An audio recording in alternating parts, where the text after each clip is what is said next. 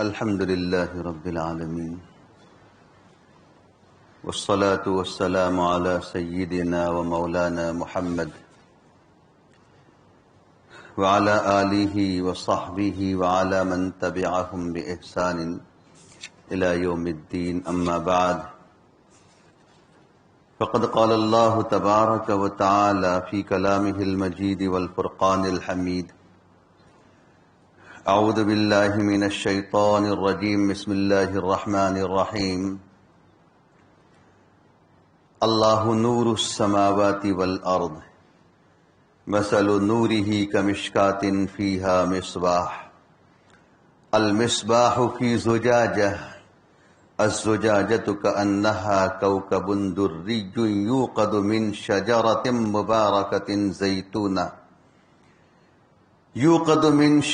مباركة زيتونة لا شرقية ولا غربية يكاد زيتها يضيء ولو لم تمسسه نار نور على نور يهدي الله لنوره من يشاء ويضرب الله الأمثال للناس والله بكل شيء عليم. في بيوت أذن الله أن ترفع ويذكر فيها اسمه يسبح له فيها بالغدو والآصال رجال لا تلهيهم تجارة ولا بيع عن ذكر الله وإقام الصلاة وإيتاء الزكاة يخافون يوما تتقلب فيه القلوب والأبصار ليجزيهم الله أحسن ما عملوا ويزيدهم من فضله واللہ یرزق من یشاء بغیر حساب. صدق اللہ العظیم. بزرگوں اور بھائیوں، جن آیات کی آپ کے سامنے تلاوت کی گئی ہے، ان میں اللہ تبارک و تعالی نے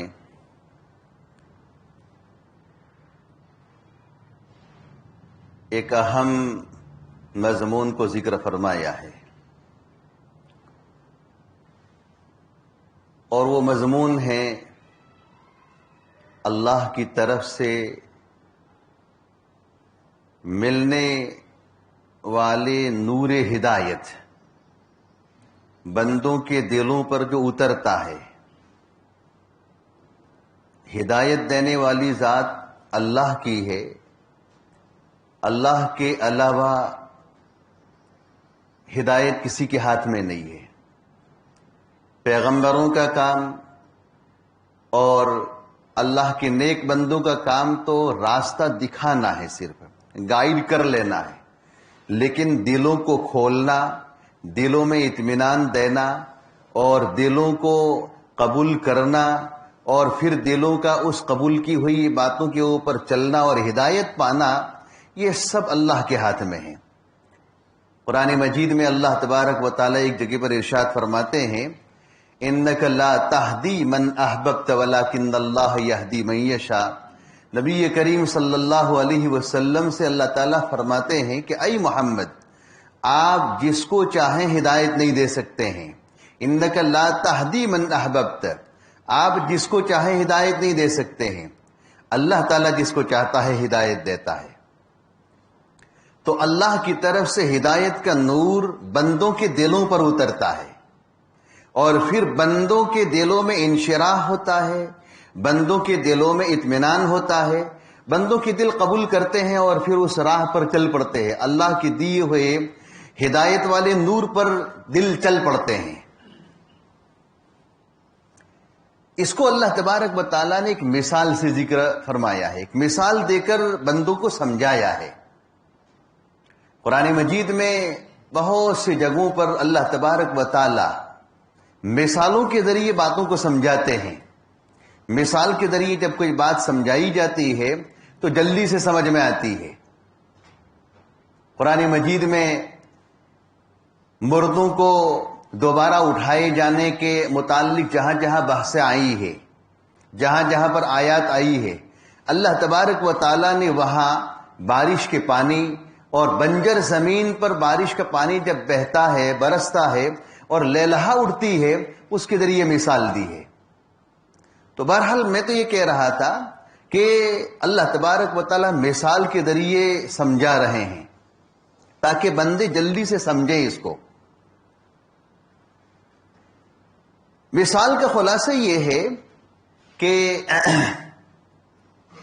اللہ کی طرف سے ہدایت کا نور جو ملتا ہے اس کی مثال ایسی ہے جیسے ایک تاقچہ ہو. ہم بناتے ہیں اپنے گھروں میں تاقچے بناتے ہیں. پہلے زمانے میں گھروں میں تاقچے بنانے کا رواج تھا، اب تو وہ تاقچے والا رواج نکل گیا. اب تو کیا ہوتا ہے، تجوریاں اور الماریاں رکھی جاتی ہے. پہلے وہ دیواروں کے اندر تاقچے بناتے تھے. اللہ کی طرف سے ملنے والے ہدایت کے نور کی مثال ایسی ہے جیسے ایک تاقچہ ہو، اور اس تاقچے کے اندر ایک قندیل ہو، مصباح، ایک لالٹن ہو، فانوس ہو، اور وہ فانوس کسی کانچ کے قندیل کے اندر رکھا گیا ہو، اور پھر اس کو زیتون کے تیل سے روشن کیا گیا ہو. تاقچہ ہو، تاقچے کے اندر وہ فانوس رکھا گیا ہو، مصباح. قرآن مجید میں مصباح کا لفظ ہے، یعنی وہی فانوس وغیرہ، دیا رکھا ہوا ہو، اور یہ دیا تاقچے میں کسی قندیل کے اندر، کانچ کے برتن میں یا کانچ کے گولے کے اندر رکھا گیا ہو، اور اس کو روشن کیا گیا ہو زیتون کے تیل سے. کسی اور تیل سے اس کو روشن نہ کیا گیا ہو. اور زیتون کا تیل ایسے درخت کا کہ نہ مشرق میں وہ مائل ہو نہ مغرب میں مائل ہو. زیتون کے درخت کی بہت سی خصوصیات ہوتی ہے. زیتون تو جانتے ہو نا، زیتون کے درخت کی بہت خصوصیات ہیں، اور اللہ تبارک و تعالی نے یہ زیتون کے درخت مبارک علاقوں میں پیدا فرمائے. ہمارے یہاں زیتون کا درخت نہیں ہوگا، شاید ہماری زمین اس کو قبول نہیں کرے گی. زمینوں کے اندر اگانے کی صلاحیت جو ہوتی ہے وہ مختلف ہوتی ہے. بعض زمینیں ایسی ہوتی ہے کہ جو سیب اور بادام، پستہ اور کاجو وغیرہ اگاتی ہے، وہ ہمارے یہاں نہیں ہو سکتا ہے، وہ کشمیر کی زمین میں ہوگا. بعض زمینوں میں اللہ تبارک و تعالی نے صلاحیت رکھی ہے زیتون کے درخت اگانے کی، وہ انہی زمینوں میں ہوگا. زیتون کا درخت لگا ہوا ہو اور بالکل سیدھا لگا ہوا ہو، مشرق کی طرف بھی مائل نہ ہو، مغرب کی طرف بھی مائل نہ ہو. کسی ایک طرف مائل ہوگا تو سورج کے طلوع ہوتے اور غروب ہوتے وقت ایک حصے میں اس کو روشنی پہنچے گی اور دوسرے حصے میں روشنی نہیں پہنچے گی. اگر مشرق کی طرف مائل ہوگا تو اس صورت میں جس طرف مائل ہوگا سورج روشن ہوگا تو اس کو روشنی کم پہنچے گی، اور مغرب کی طرف مائل ہوگا تو اس وقت غروب ہوتے وقت اس کو روشنی کم پہنچے گی. بالکل سیدھا درخت ہے، سورج طلوع ہوتے وقت اور غروب ہوتے وقت یکساں برابر طور پر اس کو سورج کی روشنی اور شعاع اور دھوپ ملتی ہے. ایسے زیتون کے درخت کا تیل بہت مفید ہوتا ہے، بہت مفید ہوتا ہے اور قیمتی ہوتا ہے. اور زیتون کے تیل کے اندر اللہ تبارک و تعالیٰ نے بے شمار خصوصیات رکھی ہے. زیتون کا تیل جلانے کے لیے بھی کام آتا ہے، زیتون کا تیل کھانا پکانے کے لیے بھی کام آتا ہے، زیتون کا تیل بہت سے علاج و معالجے کے لیے بھی استعمال کیا جاتا ہے. اس کے علاوہ دوسرے تیل جو ہوتے ہیں جیسے ڈیزل ہے، پیٹرول ہے اور کیروسین ہے، وہ جلانے کے تو کام آئے گا لیکن کھانا پکانے کے لیے کام نہیں آئے گا. دوسرے تیل ہوتے ہیں کہ جو کھانا پکانے کے لیے کام آئیں گے لیکن وہ جلانے کے لیے کام نہیں آئے گا. لیکن یہ زیتون کا تیل جو ہوتا ہے بہت مبارک تیل ہوتا ہے، مبارک زمین میں اس کا درخت ہوتا ہے اور مبارک اس کا تیل ہوتا ہے. اللہ تبارک و تعالیٰ نے اس کے اندر بے شمار خصوصیات رکھی ہے. تو اس زیتون کے تیل کے ذریعے اس مصباح کو، اس فانوس کو روشن کیا گیا ہو، اور کتنی بھڑکدار اس کی روشنی ہوگی، کتنی بھڑکدار روشنی ہوگی. اس طور پر کہ اس کو رکھا گیا ہے کسی طاق میں، اور 3 طرف سے طاق بند ہے، اور صرف ایک طرف سے روشنی آئے گی. طاق جو بنتے ہیں نا وہ 3 طرف سے بند ہوتے ہیں، سامنے سے اور سائڈ سے بند ہوتا ہے، اوپر سے بھی بند ہوتا ہے، نیچے سے بھی بند ہوتا ہے، ایک طرف سے اس کی روشنی ہوتی ہے. اور پھر اس کے اندر ایک قندیل میں، ایک کانچ کے فانوس کے اندر وہ دیا رکھا ہوا ہے، اور زیتون کے مبارک تیل سے اس کو جلایا گیا ہے. تو کتنا بھڑکدار ہوگا اور کتنی اس کی روشنی تیز ہوگی، بہت تیز روشنی ہوگی. اگر اس کو کھلے میدان میں چھوڑ دیا جاوے، کھلی جگہ پر چھوڑا جاوے، تو روشنی تو ہوگی لیکن روشنی اتنی زیادہ نہیں ہوگی، پھیل جائے گی روشنی. اور چاروں طرف سے بند کر کے ایک طرف سے کھلا رکھو تو اس کی روشنی کیا ہوگی؟ زیادہ ہوگی. جیسے فوکس لائٹ کی روشنی ایک ہی طرف پڑتی ہے نا، اس طریقے سے اس کی روشنی بہت زیادہ ہوگی.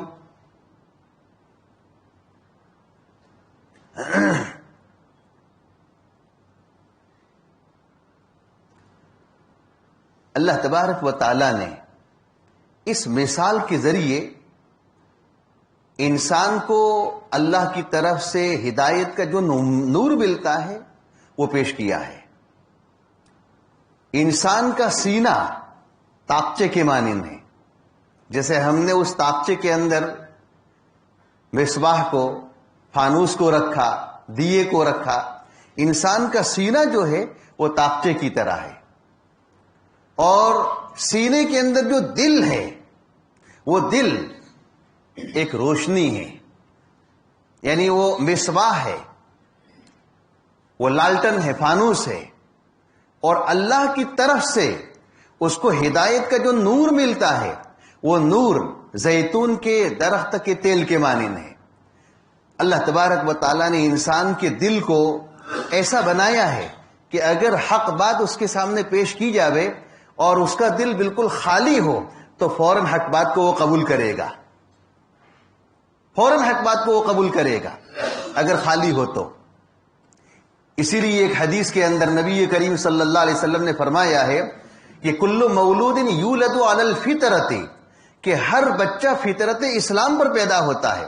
اگر ماحول اس کو بگاڑے نہ، گھر کا ماحول، معاشرے کا ماحول، خاندان کا ماحول، سوسائٹی کا ماحول اس کو خراب نہ کرے، اور بالکل جیسا اللہ تبارک و تعالیٰ نے اس کو اسلام کی فطرت پر پیدا کیا ہے اسی فطرت پر باقی رہے، تو سیدھا وہ اسلام کی طرف مائل ہوگا. اللہ نے انسان کے دل کے اندر وہ صلاحیت رکھی ہے، انسان کے دل کے اندر وہ صلاحیت رکھی ہے کہ فوراً وہ حق بات کو قبول کرتا ہے. تو ایک تو اللہ نے انسان کے دل کے اندر صلاحیت رکھی ہے، اور پھر اس کو ذرا تھوڑا سا مہمیز دیا جاوے، اللہ کی طرف سے تھوڑی سی ہدایت کا نور اس کو مل جاوے تو فوراً دل روشن ہو جاتا ہے، منور ہو جاتا ہے. اس کا دل کیا ہوتا ہے؟ منور ہو جاتا ہے، روشن ہو جاتا ہے. اللہ تبارک و تعالیٰ نے اس کے ذریعے اپنا نور انسانوں کے دلوں میں جو اتارا ہے، اپنا نور انسانوں کے دلوں میں جو جاری کیا ہے وہ مثال پیش کی ہے. اللہ نور السماوات والارض مثل نورہ کمشکاۃ فیہا مصباح المصباح فی زجاجہ الزجاجۃ کأنہا کوکب دری یوقد من شجرۃ مبارکۃ زیتونۃ لا شرقیۃ ولا غربیہ. اللہ تبارک و تعالی آسمان اور زمین کو روشنی دینے والے ہیں. اللہ نور السماوات والارض، اللہ تعالیٰ آسمان اور زمین کو روشنی دینے والے ہیں، نور دینے والے ہیں. اور اس کے نور کی مثال ایسی ہے جیسے ایک طاقچہ ہو اور اس طاقچے کے اندر مصباح ہو. المصباح فی زجاجہ، اور وہ مصباح کسی کانچ کے گولے کے اندر ہو. الزجاجۃ کأنہا کوکب دری یوقد، اور وہ زجاجہ اور وہ کانچ کا گولا ایسا ہو جیسے بھڑکدار ستارہ جس کو روشن کیا گیا ہو.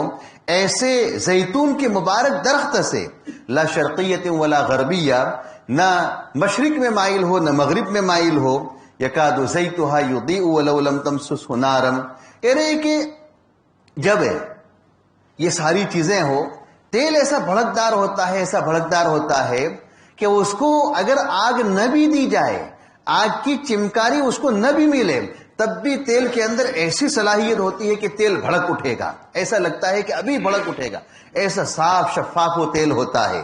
لیکن جب تھوڑا سا سمجھے اس کو چمگاری دے دی جاوے، تھوڑا سا سمجھے آگ کا شعلہ اس کو دے دیا جاوے، تو فوراً وہ کیا ہوتا ہے، بھڑک اٹھتا ہے، روشنی پر روشنی ہو جاتی ہے، کہ پہلے سے وہ کیا تھا، روشن تو تھا ہی، اور آگ کے ذریعے اس کو روشن ہم نے کر دیا۔ اللہ تبارک و تعالیٰ ایسے مثالوں کے ذریعے بندوں کو سمجھاتے ہیں۔ آگے بہت اہم بات ذکر کی ہے، جو بات اصل مجھے بیان کرنی ہے وہ بات آگے آ رہی ہے۔ اللہ تبارک و تعالیٰ نے اپنے نور کا ہدایت، اپنے نور اور اپنا ہدایت کا راستہ جو جاری کیا ہے، اور جن کو ہدایت ملی ہے، یہ ہدایت والے بندے کہاں ملیں گے ہمیں؟ جن کے دلوں کو اللہ نے روشن کیا ہے، جن کے دلوں کو اللہ تبارک و تعالیٰ نے منور کیا ہے، ہدایت کا نور عطا فرمایا ہے، وہ بندے ہمیں کہاں ملیں گے؟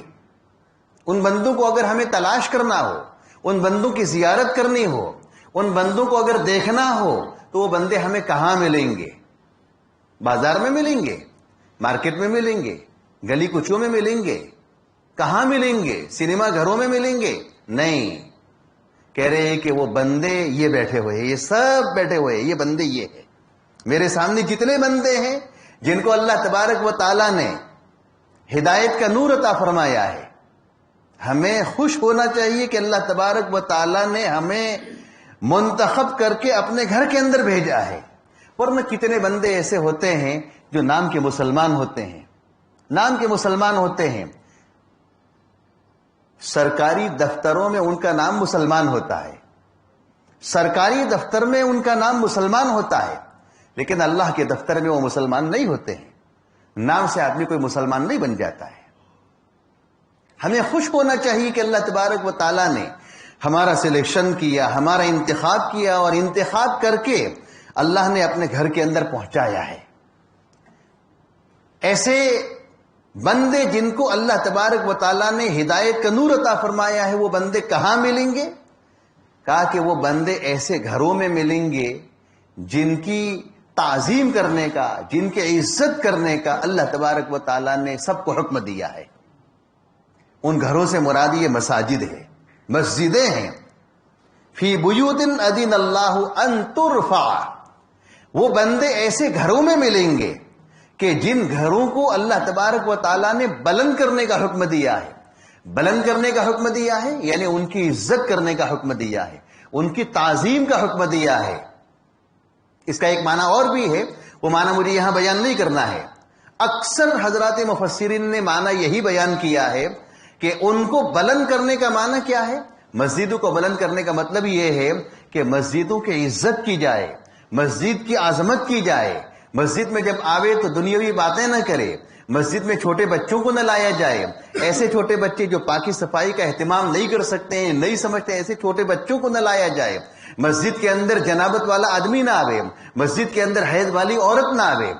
یہ ہے مسجد کی عزت، مسجد کی عظمت۔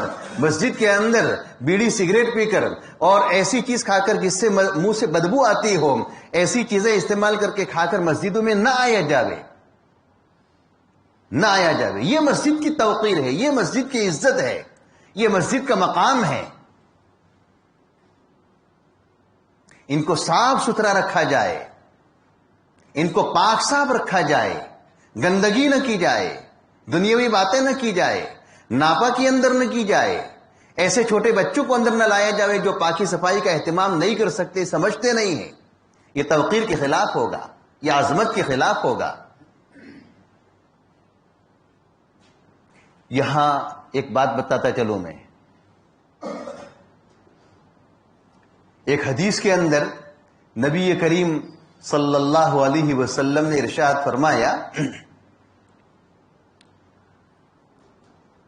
حضرات صحابہ نے اللہ کے رسول صلی اللہ علیہ وسلم سے پوچھا تھا کہ روئے زمین کی بہترین جگہ کون سی ہے اور روئے زمین کی بدترین جگہ کون سی ہے؟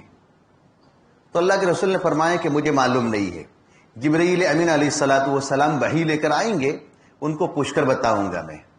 جبرائیل امین آئے تو پوچھا کہ روئے زمین کی بہترین جگہ کون سی اور بدترین جگہ کون سی؟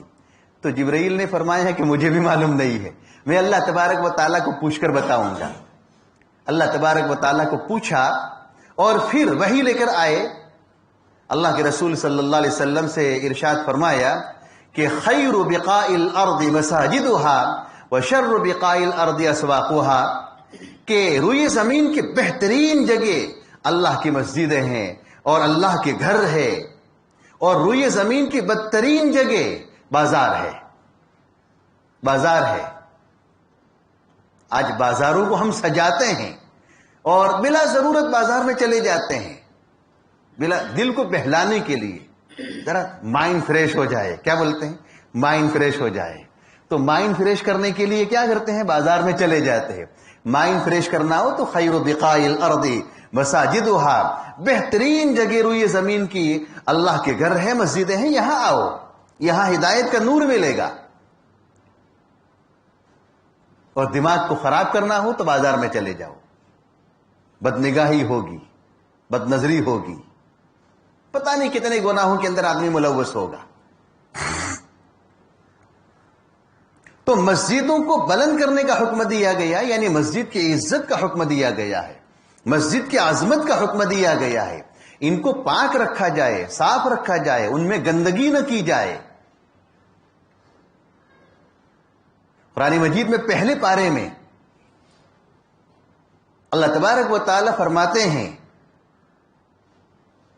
وَطَهِّرْ بَيْتِيَ لِلطَّائِفِينَ وَالْعَاكِفِينَ وَالرُّكَّعِ السُّجُودِ وَطَهِّرْ بَيْتِيَ، حضرت ابراہیم علیہ السلام سے کہا جا رہا ہے کہ میرے گھر کو تم پاک رکھو۔ وَطَهِّرْ بَيْتِيَ لِلطَّائِفِينَ، کس کے لیے؟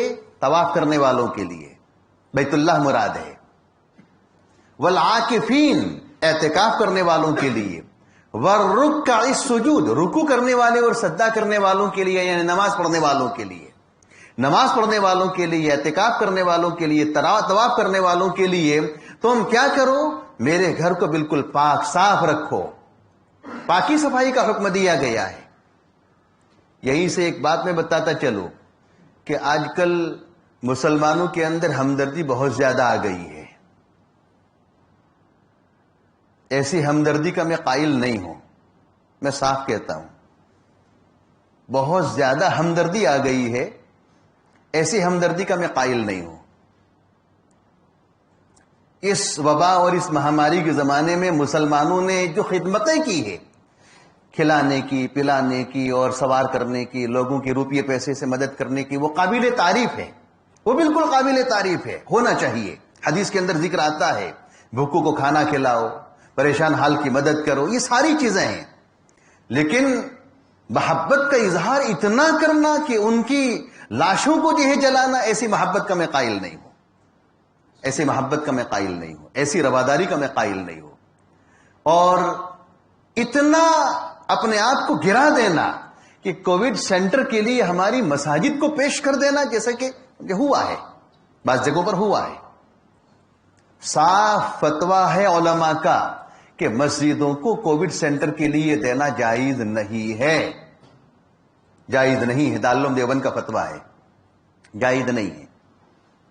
کووڈ سینٹر کے لیے ہم دوسری جگہ دے سکتے ہیں، ہمارا دل کیسے گوارا کرے گا؟ کتنا اچھا ماحول ہے، کتنی اچھی مسجد ہے، کتنا صاف ستھرا ماحول ہے۔ اگر ہم نے اپنی مسجد یا مسجد کا کچھ حصہ کووڈ سینٹر کے لیے دیا تو اس مسجد کے اندر یعنی مسجد کا احترام باقی رہے گا؟ نہیں رہے گا۔ لوگ جوتے پہن کر اندر آئیں گے، جنابت کی حالت میں اندر آئیں گے، حائضہ عورتیں اندر آئے گی، مریض تو ہر طرح کے لوگ ہوتے ہیں، اور پھر مریض ایسا بھی ہوتا ہے کہ جس کے کپڑوں کے اندر پیشاب پاخانہ ہو جاتا ہے، صفائی ستھرائی کا خیال نہیں ہوتا ہے، صفائی ستھرائی کا خیال نہیں ہوتا ہے۔ اس کے لیے ہم پیش کر سکتے ہیں، شادی کے ہال ہے، شادی کے ہال پیش کرو. کوئی کامن پلاٹ رکھا ہوا ہے، وہاں پر کچھ اس طریقے کے آڑ بنا کر وہاں کووڈ سینٹر قائم کر سکتے ہیں.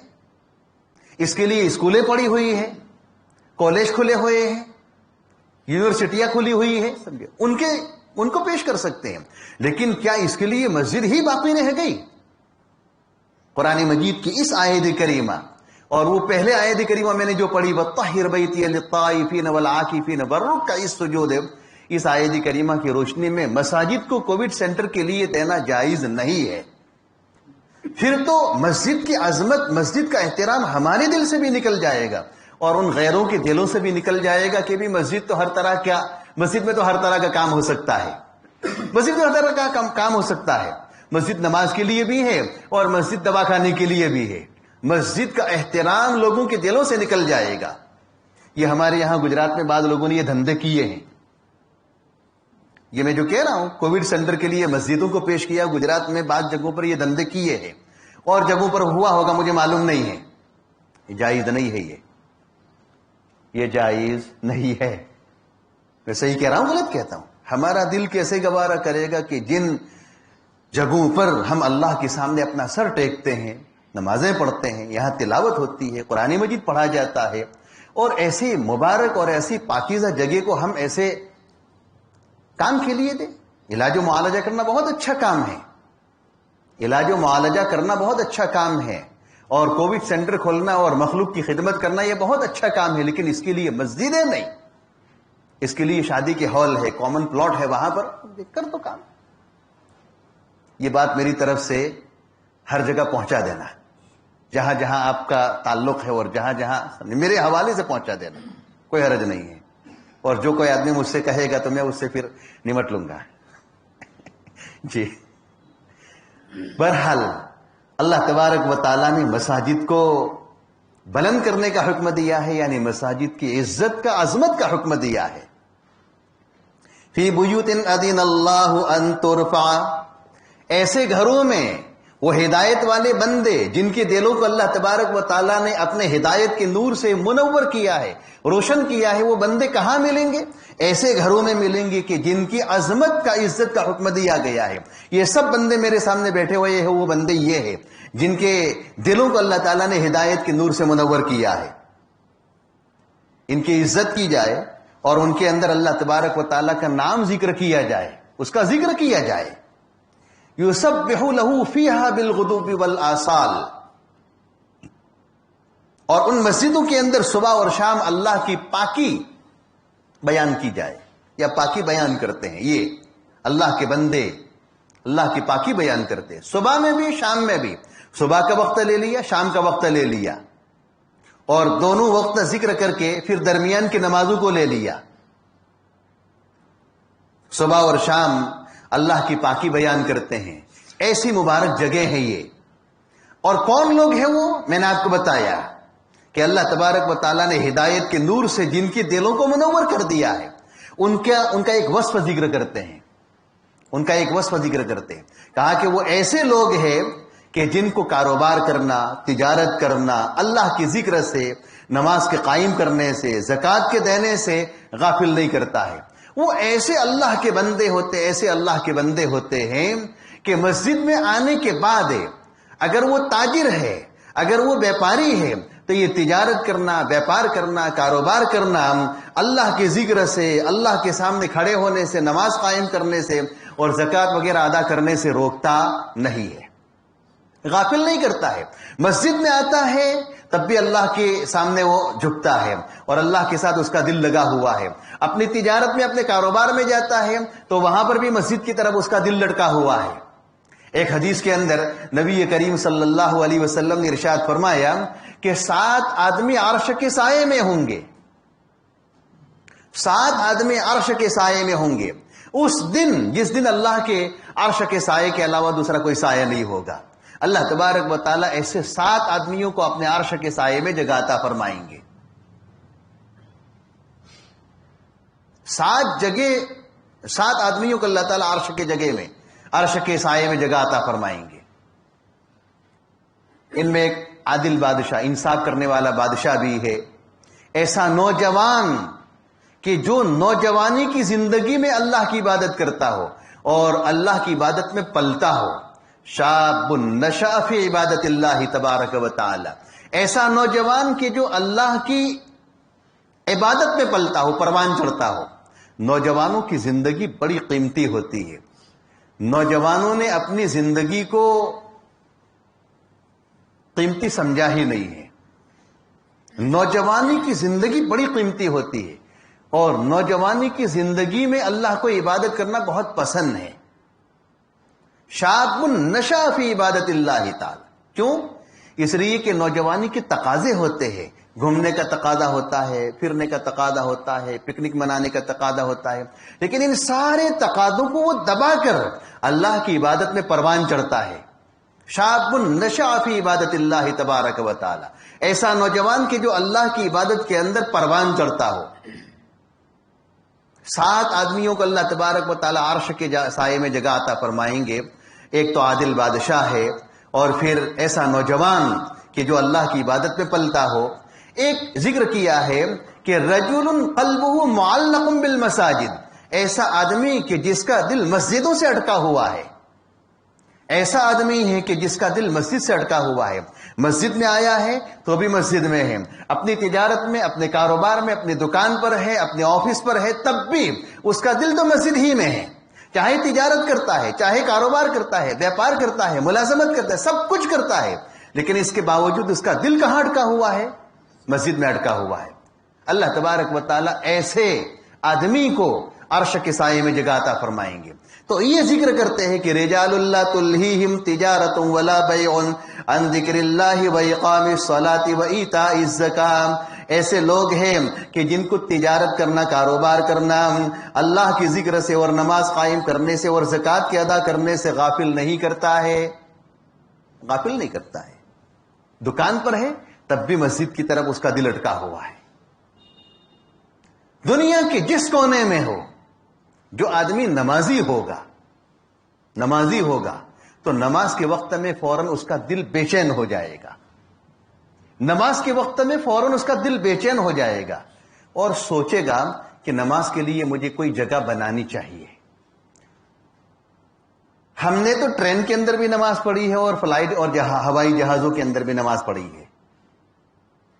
ہوائی جہاز میں بھی نماز پڑھی ہے اور چلتی ٹرین کے اندر بھی نماز پڑھی ہے. ریلوے اسٹیشن پر بھی نماز پڑھی ہے، ایئرپورٹ پر بھی نماز پڑھی ہے. اور الحمدللہ کوئی روکنے والا نہیں ہوتا ہے.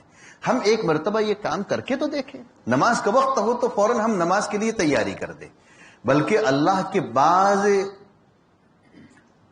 بندے ایسے ہیں جو غیر مسلم ہوتے ہیں، اور ذرا ہم نے مصلی نکال کر بچھانے کی تیاری کی تو فوراً وہ اپنے پاؤں سمیٹ لیتے ہیں. ٹرین کے درمیان دو سیٹ کے درمیان جو جگہ ہوتی ہے وہاں نماز پڑھنے کے لیے بچھاتے ہیں تو یا تو جگہ خالی کر دیتے ہیں یا کہ اپنے پاؤں سمیٹ لیتے ہیں. اور جب تک ہم نماز پڑھیں ہماری طرف وہ نظر اٹھا کر بھی نہیں دیکھتے. اتنی عظمت، اتنی عزت کے ساتھ.